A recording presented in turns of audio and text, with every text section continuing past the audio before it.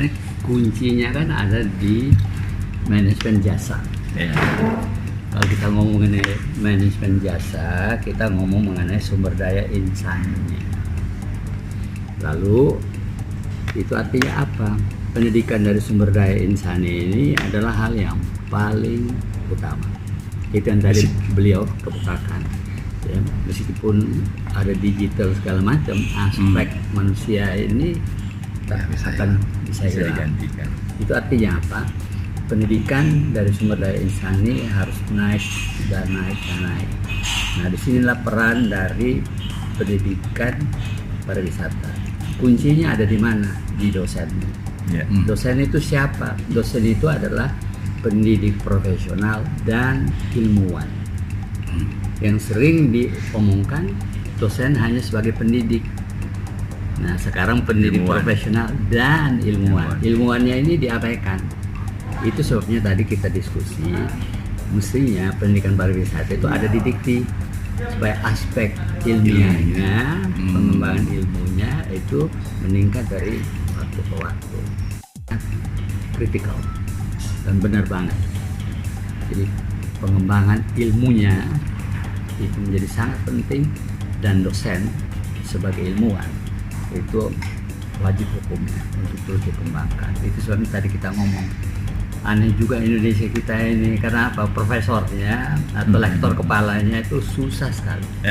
Satu tanah air ini profesor hanya 5.400 dengan berbagai program studi ya, bidang-bidang. Jadi kalau kita bagi rata aja, saat ada kurang lebih 26.000 program studi, ini profesornya harus dipotong dulu supaya kebagian. Nggak kebagian satu ya.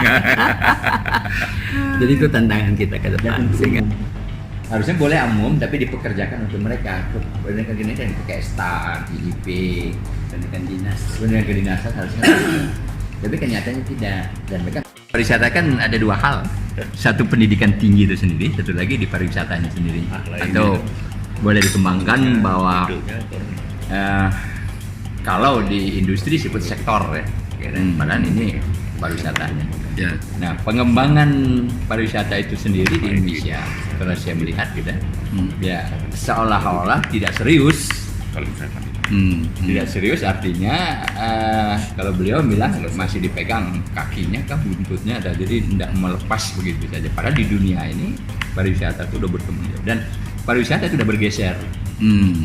Jadi tidak bergeser seperti dulu lagi. Nah, kalaupun dibilang bahwa sekarang dengan digital segala macam, tetap saja human touch itu nggak akan bisa dihilangkan. Insya Allah nggak akan bisa hilang. Walaupun high tech kayak apa, jadi high touch itu juga tetap ada. Nah, itulah kelebihan hospitality dengan tourism. Jadi artinya apapun bergeser. Sekarang sun, sand, and sea dulu. Sekarang S-nya serenity, ketenangan, spirituality, dan sustainability. Lingkungan juga tidak bisa kita hilangkan. Nah, kalau kita bicara lingkungan dengan manusia, dan lingkungan bicara tidak akan terlepas pada sosial, ekonomi juga, dan budaya. Pariwisata kan ada dua hal. Satu pendidikan tinggi itu sendiri, satu lagi di pariwisatanya sendiri. Atau kemudian kaitannya dengan teknologi juga ada. Jadi saya pikir pariwisata itu bisa kemana-mana, sehingga ide untuk membuka universitas pariwisata itu sudah punya ruang yang cukup luas karena terkait dengan semua kajian ilmu. Saya sih memang segala-galanya. Kemudian setelah masuk di akademisi, ternyata juga makin mantap lagi bahwa memang pariwisata itu sebetulnya sebagai induk segala ilmu. Jadi bukan ilmu filsafat, Pak. Buktinya ilmu filsafat nggak bisa masuk ke program studi yang ada di universitas. Tapi pariwisata semua fakultas bisa ditempeli pariwisata.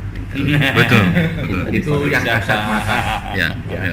Dari sisi yang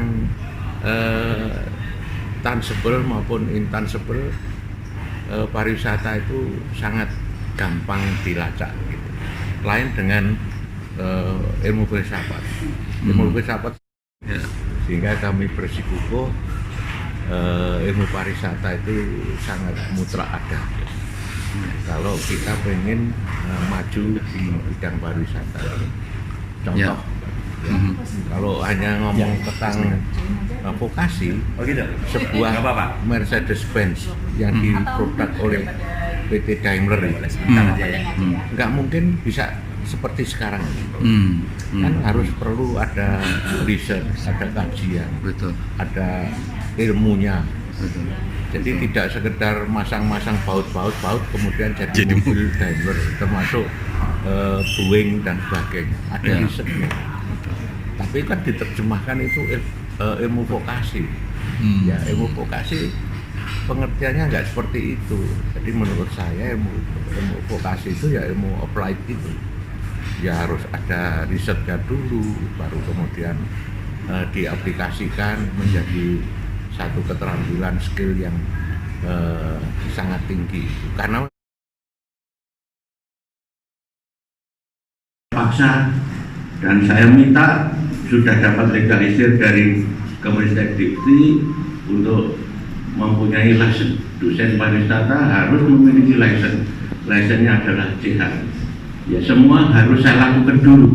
Saya nggak bisa hanya nyuruh saja, tetapi gajah di belangkon. Iso hujat, orang iso melakoni. Saya lakoni dulu dan saya sudah berhasil. Artinya apa? Teman-teman dosen pasti lebih bisa berhasil. Ya, selain itu, jujur ya kami juga dulu jebolan dari Cornell, sehingga Aklai ini induknya adalah memang di Cornell University di paksa dan saya minta sudah dapat saya sampaikan ke Bapak Ibu. Mumpung masih muda-muda, muda-muda semua, sehingga